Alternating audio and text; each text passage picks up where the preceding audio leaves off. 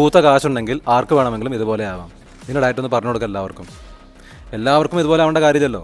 ഇപ്പോൾ എനിക്കിപ്പോൾ ബ്രൂസ്ലിയുടെ പോലെ അർണോൾഡിൻ്റെ പോലെ ഒന്നും ആവേണ്ട കാര്യമില്ലല്ലോ. പക്ഷേ പൂത്ത കാശിൻ്റെ ആവശ്യമില്ല. നിങ്ങൾക്ക് പർച്ചേസിംഗ് പവർ ഉണ്ടെങ്കിൽ നിങ്ങൾക്ക് മൃഗങ്ങളെ ചൂഷണം ചെയ്യാതെ ആരോഗ്യത്തോടെ ജീവിക്കാം. എനിക്ക് രാവിലെ കഴിക്കാൻ ഇഡ്ഡലിയാണ് ഇഷ്ടം. ഭൂരിഭാഗം ആൾക്കാരും വീഗൻസ് ആയാലും നോൺ വീഗൻസ് ആയാലും ഈ വൈറ്റ് റൈസ് കൊണ്ട് ഉണ്ടാക്കിയിട്ടാണ് കഴിക്കാറ്. എനിക്കിഷ്ടം റാഗി ഇഡ്ഡലിയാണ്. ഈ ബാറ്റർ ഉണ്ടാക്കാൻ റാഗി, ഈ മീത്തി സീഡ്സ്, എള്ള്, ഉഴുന്ന് ഇതൊക്കെ ചേർത്താണ് ബാറ്റർ ഉണ്ടാക്കുന്നത്.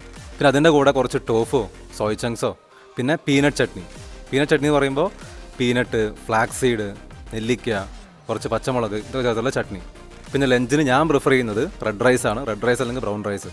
ഭൂരിഭാഗം ആൾക്കാരും വൈറ്റ് റൈസാണ് കഴിക്കുന്നത്. അതൊരു പേഴ്സണൽ ചോയ്സാണ്. എൻ്റെ അഭിപ്രായത്തിൽ വൈറ്റ് റൈസിനേക്കാളും നല്ലതാണ് റെഡ് റൈസോ ബ്രൗൺ റൈസോ ഒക്കെ. പിന്നെ കറിയായിട്ട് കുറച്ച് രാജ്മ, ദാലോ, കടല, പിന്നെ കുറച്ച് പച്ചക്കറി അല്ലെങ്കിൽ ഗ്രീൻ ലീഫി വെജിറ്റബിൾസ്, ഓരോ ദിവസം ഓരോന്ന്. പിന്നെ ഡിന്നറിന് എനിക്കിഷ്ടം മില്ലറ്റ് കിച്ചടിയാണ്. റൈസ് പ്രിഫർ ചെയ്യുന്നില്ല. മില്ലറ്റും കുറച്ച് ചെറുപയറും പിന്നെ കുറച്ച് പച്ചക്കറിയൊക്കെ ഇട്ടിട്ട് കിച്ചടി ഉണ്ടാക്കുന്നു. പിന്നെ ഭക്ഷണത്തിൽ ചിയാ സീഡ്സ് ആഡ് ചെയ്യാറുണ്ട്.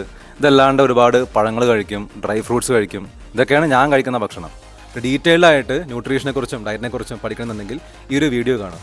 Ultimate guide for being vegan in India.